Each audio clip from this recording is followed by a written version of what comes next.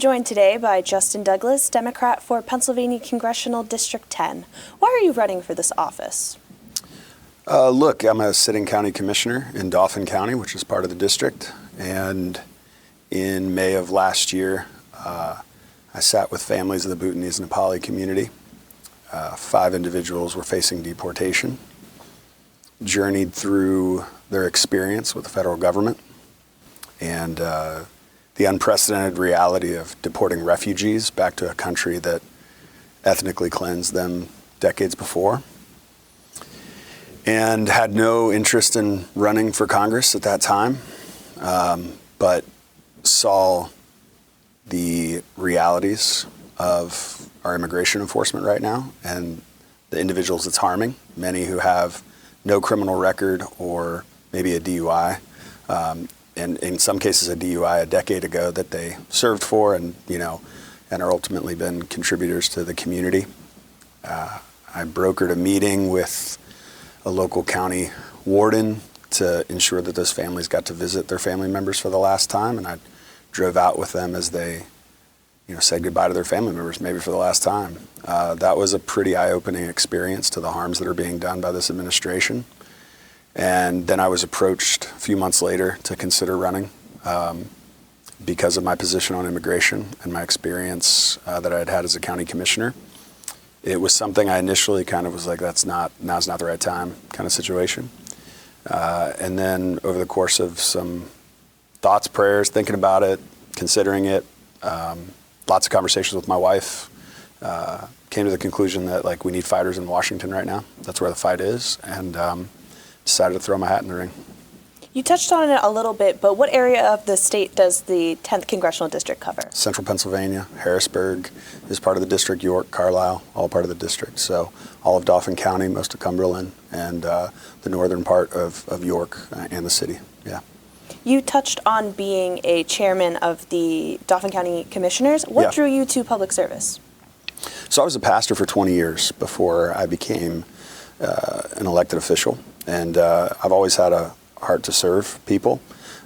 In that capacity, a lot of social justice work around unhoused issues, LGBT issues, prison issues, and other things of that like, and began to realize that there was a potential option to do a lot in an elected official capacity.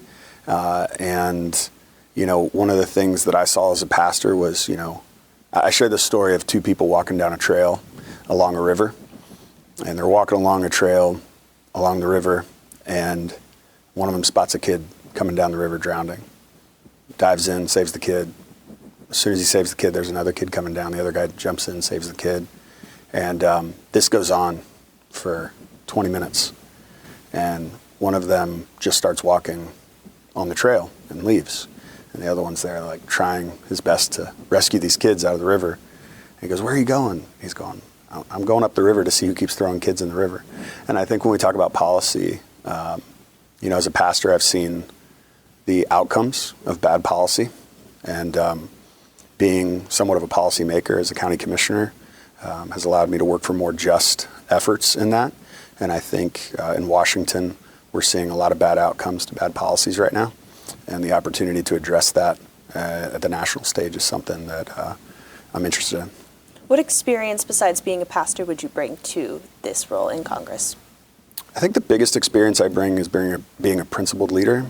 Right now, I think we need, I already said fighters, but I think fighters who have a track record of standing up for what they believe in, even when it was hard. I was a pastor in Hummelstown. We also had a satellite campus in Harrisburg in 2019. And I took a stand for LGBT people being welcomed in our church when the denomination was not in favor of that stand, and ultimately lost my license and my job for that. And that meant I lost my income, and my house was a part of my income. So myself, my wife, and my 3 kids had to move out of the house, and had no income, and also the church lost all of its assets.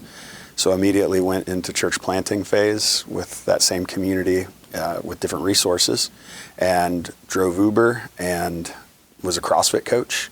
So I was working 3 jobs. It was a real burden on our family, but it was something that I felt was the right thing to do. And so I have a history of standing up for my convictions And I think we need leaders in Washington right now who have a track record of standing up for their convictions even when it cost them something. And I think that's probably the best experience I can bring. What issues are on the top of your agenda? So, I mean, number one, right now we have money in politics as an issue. We have billionaires running our country, influencing politics at a level that's unprecedented. But I think that happened because of Citizens United. And look, we can't change Citizens United. It was a ruling of the Supreme Court. It'll take a constitutional amendment. So there's a long game there. But there's a lot of short-term wins we can get on that. So day one, if I were graced to be the congressman of the 10th District, I would co-sponsor a bill to ban congressional stock trading for members of Congress and their families, just to ensure that no one's profiting off their seat. We're there as servants of the people. We're there to represent the people, not our pocketbooks. And I think we've seen on both sides, I'll be critical of the Democrats and Republicans on this one, we've seen on both sides people enrich themselves with the information they gather from the role that they have in Congress. So that loophole needs to be closed. But even more, we need to work to ensure that the people are represented in Congress. And so, you know, the leading cause of bankruptcy in America right now is medical debt. We need Medicare for all or a system like it, something that's going to ensure that Americans have quality health care, accessible health care, and that it's not breaking the bank. And what we saw last year with the Big Beautiful Bill ultimately continued to shift that burden onto the American people while giving billionaires even more tax breaks when they already know every loophole that exists because they basically get to write the legislation. They make the campaign contributions and then they ask for the legislation on the back end. We're not taking any corporate PAC money. That puts us at a disadvantage. We understand that we're not going to have the amount of resources that other candidates do. But what it does is it means if we get there the right way, we're able to represent the people when we get there, as opposed to representing the special interests. So money in politics, healthcare, big one, and then I already addressed immigration, but I think we need real reform for ICE right now. You know, the number one tool we give law enforcement is trust, and we're seeing that trust violated over and over and over again. We need to ensure that Congress is doing everything in its authority to rein this in. What would you do to increase jobs in your district? Increase jobs in my district. Look, there's a lot of opportunity here. There's a lot of opportunity in PA 10.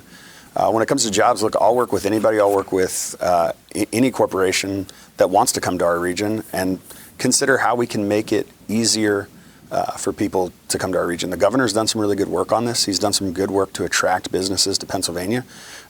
We were losing many businesses to Ohio, and even other surrounding states. And so I've been impressed with his leadership. I know one of the things he had that I'm looking forward to kind of seeing the outcomes and the impacts of is the pad-ready sites. Basically, you know, these are sites that are ready to be built on because a lot of the things that can get in the way of a business coming to the region, building a space, is all the codes and all the things. And if you have the pad-ready site and it's permitted and ready to go, it's a real quick, you know, ability for people to invest here. Look, I would look forward to partnering with the governor and hearing what his agenda is, and then doing my best to represent that in Congress. How would you vote on bills regarding abortion? I would vote in favor of a woman's right to choose. Look, I have a 16-year-old daughter, and she has less rights now than she would have when I was growing up, and I think that's really concerning. I think that should be between her and her doctor, and I don't think I should get in the way of that or any other legislator should. How would you make housing more affordable in your district? Yeah, so this is an interesting one. I think we're in an affordability crisis across the board, but we're certainly in an affordability crisis as it relates to housing. I don't own a house. I rent still. You know, part of that is the challenge of being a pastor and having my, you know, part of my salary be a house. I didn't build equity when I was younger, but I probably might not have even had the opportunity to build equity when I was younger. With that, I think we need more affordable housing stock in our region, but we also need more market rate housing stock in our region because that drives down the market rate. And so we need investment. This is another thing where we can work with our municipalities to ultimately, you know, make the permitting easier, fast track some of that, not cut corners, but a collective, collaborative effort. And I think at the federal level, we need to be looking at this as the whole United States. Like, this is something that people are dealing with everywhere. And so we can't think of a world where, like, I think of my parents, they were able to buy a home much earlier than I was. And the more and more I talk to people in their 30s and 40s, they were much later in buying their first house than their parents. And so I think we work with HUD and we find a way to get people into these. You know, in Dauphin County, I had the privilege of our first time home buyers program that we have in Dauphin County. When I got there, it was a $3,000 assistance on your down payment. Now it's $6,000. But we need to change the caps. They haven't really gone with the reality of the market.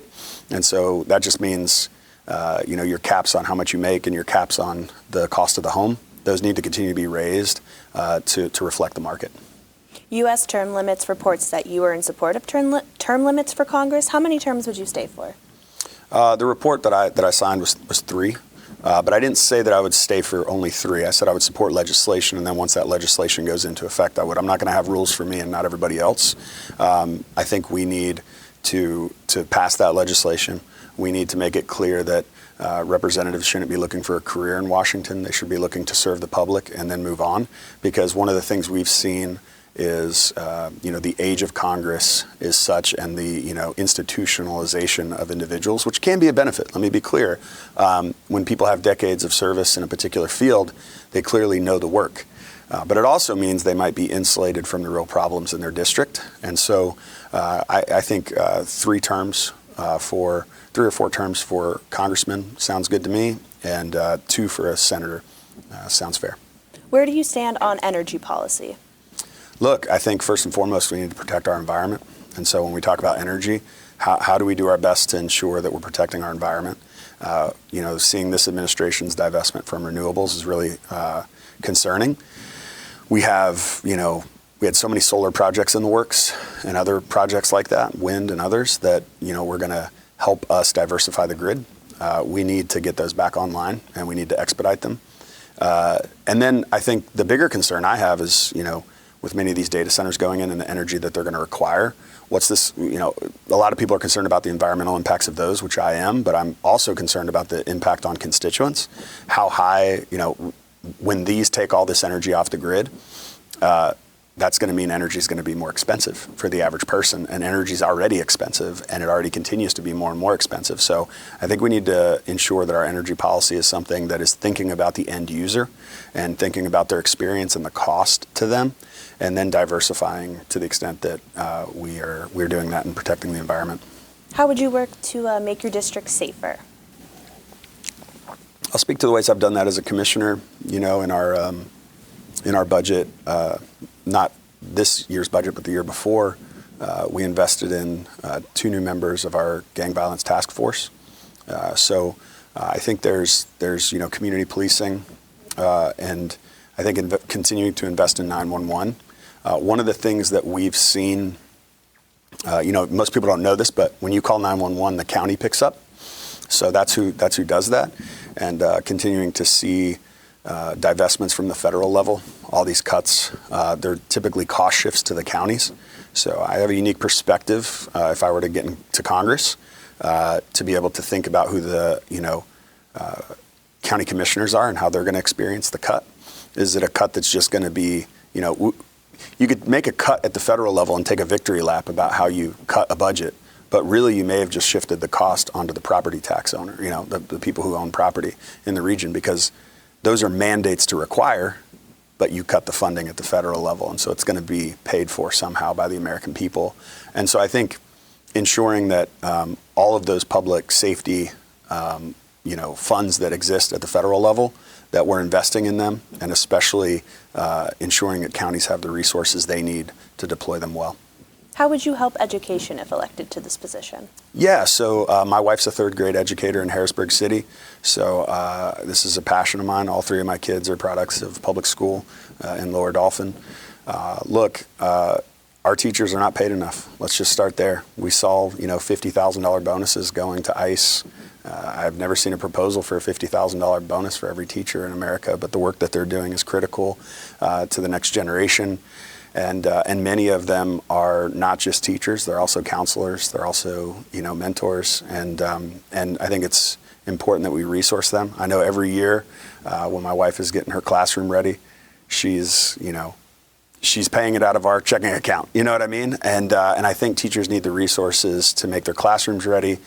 So I would support funding, first of all, the Department of Education, which is being gutted right now, especially ensuring that many of the specialist roles that have been cut are refunded.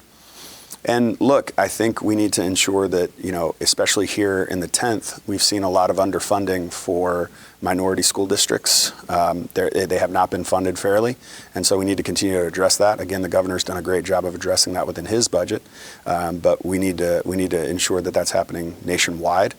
And then further, I'll just say, the Pay Teachers Act that I think Bernie Sanders brought as legislation, I would co-sponsor that immediately, ensuring that teachers are getting fair pay and ensuring that schools and learning centers are a priority in America. I'll also say this: my son graduated middle school and applied to Dauphin County Technical School. If you're not aware of this, it's a technical school in Dauphin County where it feeds in from all the public schools to where they can learn one of multiple disciplines and leave there with already college credits and sometimes even certifications that have them work ready right after high school. We need to invest more in those kind of options. We need to consider that not every kid maybe wants to go to college, but there's a need for plumbers, there's a need for pipe fitters, there's a need for carpenters, there's a need for vet techs. There's opportunity for us to invest more in there. That's a very competitive program in Dauphin County, and not every kid who applies or wants to go that path can get in there. And so we need to make that, I think, a wider lane, invite more students into it, and that's something that if there were legislation to support around investing more in those kind of schools through high school would be something I would support. Your website mentions breaking the status quo of this role in Congress. How would you do that? Well, I'm sitting before you with tattoos and earrings. I think that's breaking some of the status quo. I'm going to be authentically myself, and I'm not really ashamed of that. Look, I have a suit and tie on right now. I was at work before I came here. I take my job very seriously and being professional in it very seriously. But I also am who I am, and I'm not your typical politician. I'm not rich. I think only 2% of Congress makeup right now comes from a working class background. I was born to a single mom in Palm Springs, California. Grew up in a trailer park there till I was 9 years old. My mom met my stepdad, who I consider my dad. Had 4 more kids, so I was the oldest of 5. At 9 years old, we moved to Indiana. I always say we did the reverse Beverly Hillbillies, and I grew up on a farm in Indiana. And I come from a working class family. My dad's worked in factories his whole life. My mom was a medical transcriptionist. Once all of us kids got out of the house, she went back to school and became a nurse. Now she's a nurse practitioner. I've seen my parents, fight to better their life in America, to fight their way into the middle class. I know what that experience is like. I think the status quo in Congress right now is be a millionaire, have a lot of millionaire friends that'll fund your campaign. And I am not that. So when we talk about breaking the status quo, it's about having a lived experience that represents America. And millionaires don't represent America. That is a rare person in America, but unfortunately they are the ones making legislation. They are the ones passing bills. They are the ones determining how your life and your experience in America is going to be. And so the only way to change that is to support candidates that don't come from that experience and that can better reflect who we are as America. Let's talk a little bit about your campaign. What makes you different from your opponents in this race? I think I'm the only person in the race with elected experience. So I have 2 years of elected experience. I'm a principled leader. As I shared earlier, I have a history of fighting for what I believe in. I've delivered for Dauphin County in my elected experience. Don't just have elected experience. I've also delivered in that capacity. So a few things I would note. The county minimum wage is now $16 an hour because I fought for that. Much prison reform has gone into effect because of something that I fought for. I'm very accessible to the public. That's very important to me. When we chose to really put an emphasis on the prison, which was in my county commissioner campaign, one of the things that was critical to me was to do prison town halls where family members and community members could come. And we have prison board meetings monthly, but they're not a two-way conversation. You can make public comment, but it's not a two-way conversation. Our prison town halls have been a space where prison administration shows up, can answer questions, can help guide people through the systems. We do that quarterly now. I'm proud of that. And look, I think I've fought corruption in Dauphin County. There was a lot of that when I got there. And I think there's a lot of corruption right now in D.C. We look at a president who, has enriched himself over $1 billion, and now he's suing the government for $10 billion.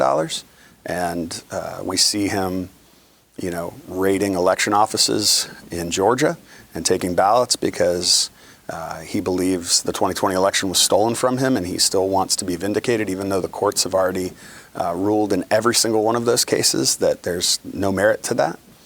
And then we see, Americans now executed in our streets. And it's bad enough that they're executed in the streets. Alex Preddy's executed. And, the same day his character's assassinated by the President of the United States and his administration. I'm not going to be silent when it comes to those things. I think I have a good sense of speaking out and an ability to share my convictions, share what I think is morally right, and defend the Constitution, but also defend it in the attention economy that we're in, because that's what we're in right now. Most people don't sit down and watch 30-minute interviews with a candidate. They're going to grab it in 30-second bites on your Instagram or TikTok. And I know how to leverage those tools in a way that hopefully gets the message out. So that's some of what makes me different, I think.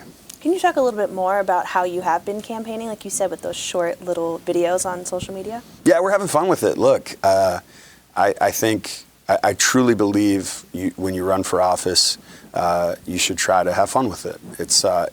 It's competition in some ways, right? It is competitive, but it's something that we think very strategically about how we message things.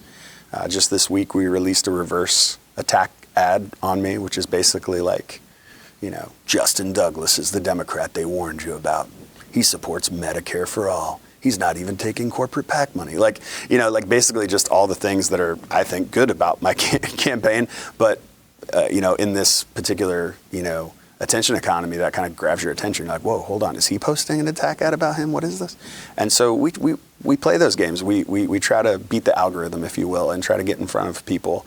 I'm a digital native. I'm 41 years old. I mean, I remember in college, signing up for Twitter before it ever blew up. I remember, I do remember MySpace. So maybe I'm not as much of a digital native as I think I am. But I've learned the tools. I've grew up around the tools, and I've used the tools even as a pastor to communicate. And so I understand that, and we're trying to go where the people are. We're also trying to excite a younger audience.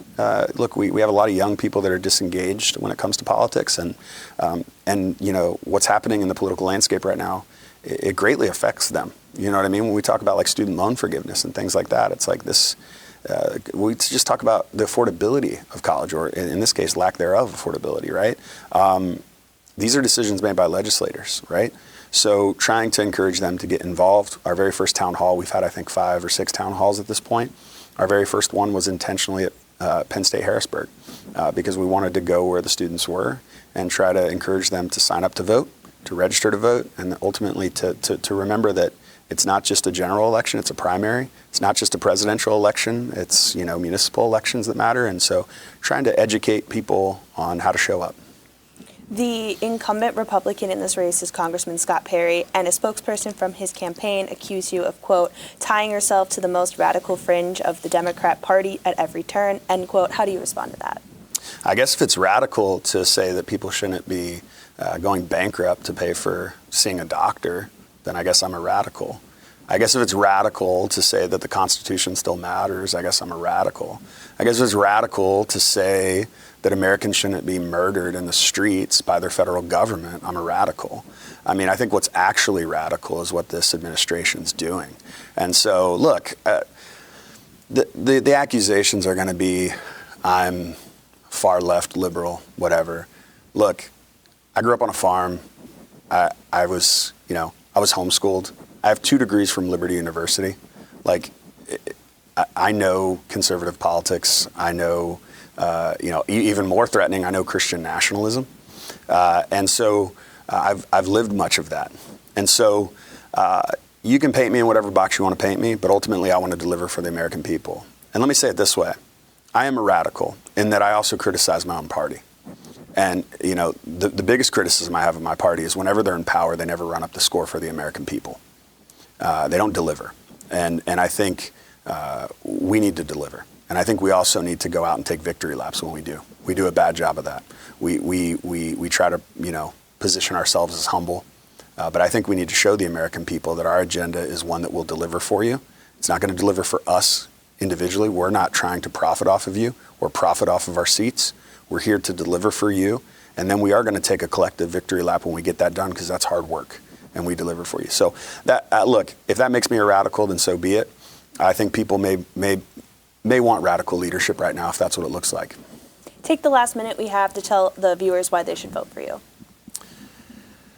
Look, I think we're at an unprecedented time in American history right now. I think we're seeing an administration that continues to overreach at just about every single corner and do things that many of us, I don't even think, could have imagined, even though in a lot of cases they told us they were going to do it. This has to stop. And no matter what happens, Donald Trump will still have the power of the veto. And I think it's really important that we put fighters there to prepare the way for the agenda that's going to be post Donald Trump. Because look, it takes a second to burn a house down, but it takes a while to rebuild it. And we need to be addressing the ways fires are being lit in our country right now so that the American people are with us for the rebuild. We need to start building an agenda as a party that, you know, the American people can get behind. I think I represent that well. I think when this administration overreaches, I have a great way of going out and communicating clearly what they're doing, and we'll fight for Pennsylvanians in the 10th district and deliver here too. Look, I didn't say this earlier, but I'll say it now. I think we need to be bringing money back to this district. I look at Harrisburg, for example, and I look at the parking debacle, and I say, wow, if a congressman could get an earmark to help relieve some of this debt, could that really transform Harrisburg? Because when you look at Harrisburg right now, one of the biggest challenges is you don't want to go pay $4 an hour to park there to go to dinner. But if that could be relieved in some way, it could make a huge economic impact for our region, because the capital city should be shining, and there's so much potential in Harrisburg. So I want to also go and say, you know, how can we bring money back to this district for economic development? I currently sit on the board CREDIC, which is the Capital Region Economic Development Corporation, and I see the challenges we have, and I really want to address those. And so those are some reasons you should vote for me, and you can learn more at justindouglas.us. We've been speaking with Justin Douglas, Democrat for Pennsylvania Congressional District 10. Thank you for your time. Thank you.